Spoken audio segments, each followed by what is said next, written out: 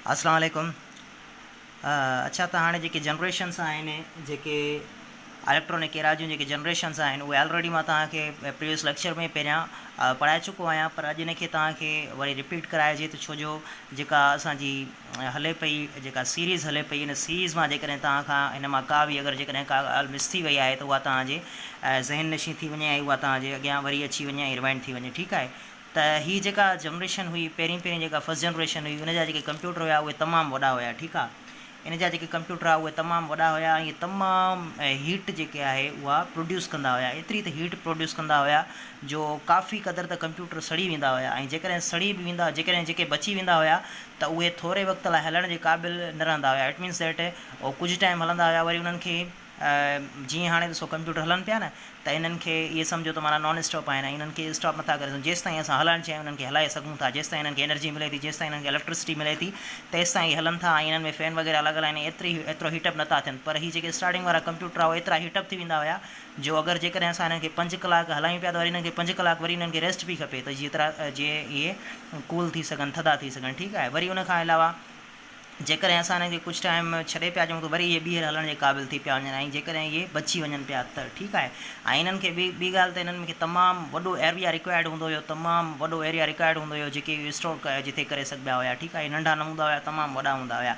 ऐं इन्हनि में जेका मेमरी यूज़ थींदी हुई, हाणे ॾिसो जीअं तव्हां वटि हिकिड़ो माइक्रोचिप आहे, जेको कार्ड आहे, मेमरी कार्ड आहे। ठीकु आहे। उहो केतिरो नंढिड़ो आहे, स्मॉल आहे, 1 TB जो तव्हां वटि मेमरी कार्ड जेको आहे महिल तव्हां मोबाइल में यूज़ कयो था, ऐं तमामु नंढिड़ो आहे, पर जेका 512 MB हूंदी हुई रैम।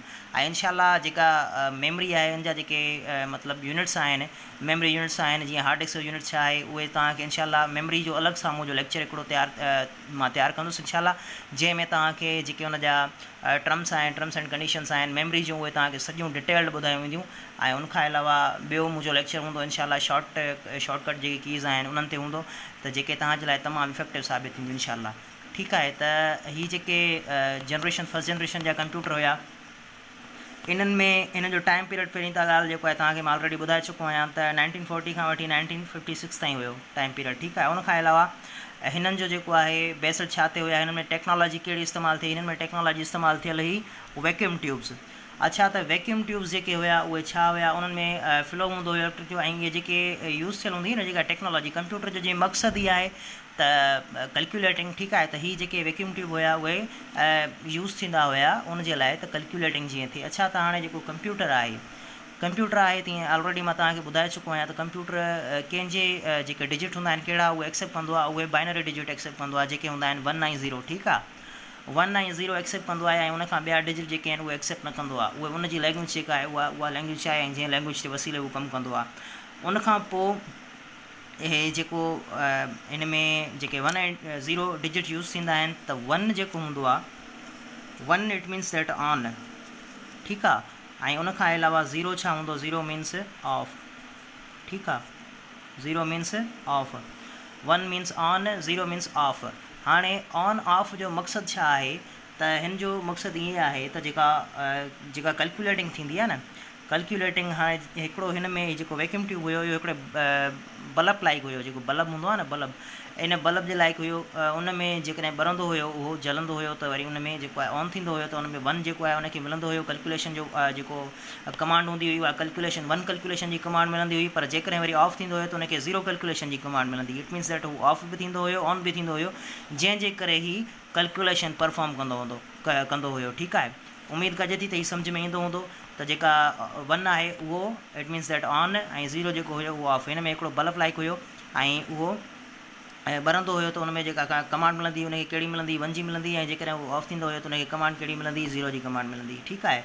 उनखां बाद में जेके हिन जी जेका साइज़ हुई पहिरियों जी तमामु वॾी हुई। ठीकु आहे। ऐं उनखां अलावा हिननि में जेका स्टोरेज हुई, ऐं इन जेके हिननि जो हीअ जेके हलंदा हुया, इहे छा ते हलंदा हुया, इन्हनि में इहे तक़रीबन जेके हुया इहे स्टीम ते हलंदा हुया। ठीकु आहे। ऐं उनखां अलावा हिन जो जेको आहे पहिरियों जेको कंप्यूटर हुयो उहो कहिड़ो हुयो, उहो हुयो ENIAC, जंहिंखे चयो वेंदो हुयो electric numerical integrator and calculator. ठीकु आहे। उनखां पोइ ॿियो बि हुयो UNIVAC, जंहिंखे चयो वेंदो हुयो यूनिवर्सल ऑटोमेटिक कंप्यूटर। ठीकु आहे।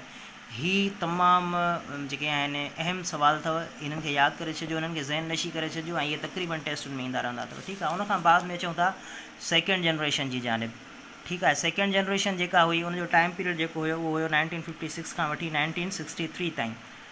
ही लेक्चर मां ऑलरेडी तव्हांखे ॾेई चुको आहियां, पर हिन खे छो जो सीरीज़ वाइज़ आहे इन जे करे तव्हांखे ॿीहर रिपीट पियो करायां त जीअं तव्हांखे यादि थियनि ठीकु तरीक़े सां। ठीकु आहे, ऐं सीरीज़ वाइज़ जीअं हाणे इनशाला हलबो सीरीज़ वाइज़, ऐं तव्हांखे बाक़ाइदा डीपली जेका आहे नॉलेज प्रोवाइड कई वेंदी इनशाला। त जीअं तव्हांखे सिर्फ़ु PST ऐं JEST लाइ न, पर हीअ जेका कंप्यूटर नॉलेज आहे न, इहा इनशाला तव्हांखे हर जाइ ते पोइ तव्हांजे लाइ उन में DEO लाइ अप्लाई कयो तव्हां, या उनखां अलावा तव्हां IT जेको आहे जूनियर क्लर्क लाइ अप्लाई कयो, या सीनियर क्लर्क लाइ अप्लाई कयो, त हीअ तव्हांजे लाइ कंप्यूटर जेको हूंदो। ऐं तव्हांखे ॿुधाईंदो हलां त जेके बि क्लर्क जी जॉब्स हूंदियूं आहिनि उन्हनि में तक़रीबन 60 to 70% कंप्यूटर हूंदो आहे, 60 to 70% कंप्यूटर हूंदो आहे। ऐं जेकॾहिं तव्हां हिन खे ठीकु तरीक़े सां पढ़ंदो त तव्हां उन टेस्ट खे क्रैक करण जे क़ाबिल थी वेंदव। ठीकु आहे, त हाणे जेका सेकेंड जनरेशन आहे, सेकेंड जनरेशन जी जेका बेस्ड हुई टेक्नोलॉजी, उहा टेक्नोलॉजी कहिड़ी हुई? उहा हुई ट्रांजिस्टर।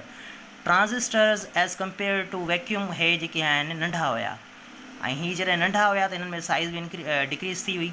ठीकु आहे, ऐं उनखां अलावा जेके हीअ ट्रांजिस्टर हुया, हिन ट्रांजिस्टर खे सेमी कंडक्टर बि चयो वेंदो हो। ट्रांजिस्टर खे सेमी कंडक्टर बि चयो वेंदो हो। उन्हनि खे सेमी कंडक्टर छो चयो वेंदो हुयो? सेमी कंडक्टर जी मीनिंग छा आहे? अच्छा, त जेकॾहिं तव्हां साइंस में पढ़ी चुका हुजो त कंडक्टर छा हूंदा आहिनि। ठीकु आहे, जेके गुड कंडक्टर हूंदा आहिनि, बैड कंडक्टर हूंदा आहिनि। ऐं उनखां अलावा जेकॾहिं तव्हां साइंस में हीट कंडक्टिविटी पढ़ी चुका हुजो, जेको कंडक्शन हूंदी आहे, कन्वेक्शन हूंदी आहे, रेडिएशन हूंदी आहे, त तव्हांखे ईज़ी तरीक़े सां सम्झ में ईंदो त सेमी कंडक्टर ईअं हूंदो आहे त जेका इलेक्ट्रिसिटी पास थींदी आहे, हीअ तव्हांखे जीअं मां हिते ऑलरेडी ॿुधायो त जेका वैक्यूम ट्यूब आहे इन मां इलेक्ट्रिसिटी पास थींदी, त हीअ ऑन थींदो हुयो त हिनखे कहिड़ी कमांड मिलंदी? 1 जी कमांड मिलंदी। जेकॾहिं हीअ ऑफ थींदो त हिनखे कहिड़ी कमांड मिलंदी? हिनखे 0 जी कमांड मिलंदी। ठीकु आहे, पर हिते छा थींदो आहे? हिते हिन में हीअ नंढड़ा हूंदा हुया ऐं हिननि खे हीअ सेमी कंडक्टर हूंदा हुया, हिन में बल्ब न हूंदो हुयो। हिननि में बल्ब न हूंदो हुयो। हीअ छा कंदा हुया? हीअ कुझु इलेक्ट्रिसिटी खे पाण मां पास थियणु ॾींदा हुया ऐं कुझु इलेक्ट्रिसिटी खे पास न थियणु ॾींदा। इट मीन्स कॾहिं पास थियणु ॾींदा हुया, कॾहिं पास न थियणु ॾींदा हुया। जेकॾहिं थोरी इलेक्ट्रिसिटी हूंदी हुई त हुनखे पास थियणु ॾींदा हुया, जेकॾहिं घणी इलेक्ट्रिसिटी हूंदी हुई त हुनखे पास न थियणु ॾींदा हुया। हिकिड़ो को सिस्टम हुयो। ठीकु आहे, त जॾहिं इलेक्ट्रिसिटी खे पास करणु ॾींदा हुया, इट मीन्स हाणे हिन में छा हुयो? हिन में ऑन ऑफ हुयो, हिन में वरी छा हुयो? पास ऐं न पास हुयो। माना जेकॾहिं पास नॉट पास। ठीकु आहे, जेकॾहिं पास थिए पई त उन में छा पियो मिले?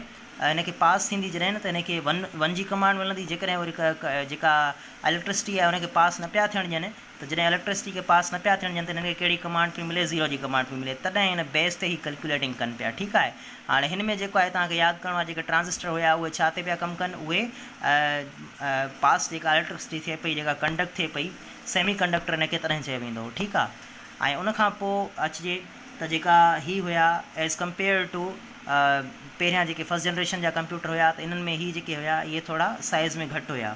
ऐं उन्हनि खां अलावा ही जेके आहिनि प्राइज़ में बि घटि हुया। ऐं उनखां अलावा हिननि में हिते छा हुयो?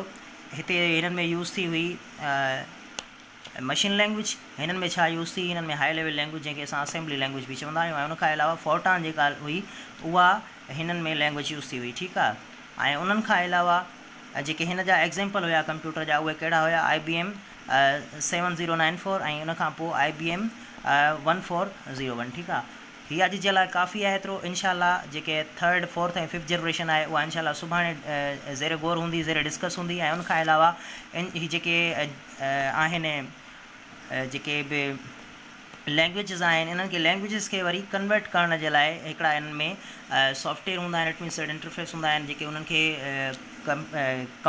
कन्वर्ट कंदा आहिनि। जीअं ट्रांसलेटर हूंदा आहिनि, जीअं असां ट्रांसलेट कंदा आहियूं कंहिं लैंग्वेज खे, त ईअं कंप्यूटर में बि हिकिड़ा अहिड़ा जेके आहिनि हूंदा आहिनि, जेके सिस्टम हूंदा आहिनि, जेके हिनखे ट्रांसलेट कंदा आहिनि। उहे इनशाला कहिड़ा आहिनि? उहे आहिनि कंपाइलर आहे ऐं इंटरप्रेटर आहे। इनशाला उनखे सुभाणे डिस्कस कंदासीं। ठीकु आहे, अॼु जे लाइ तमामु घणो काफ़ी आहे। इनशाला जेकॾहिं तव्हां हिनखे सही तरीक़े सां पाण पंहिंजे माइंड अंदरि एब्ज़ॉर्ब करे सघो था, त तव्हां इनशाला एबल थी वेंदो टेस्ट खे क्रैक करण जे।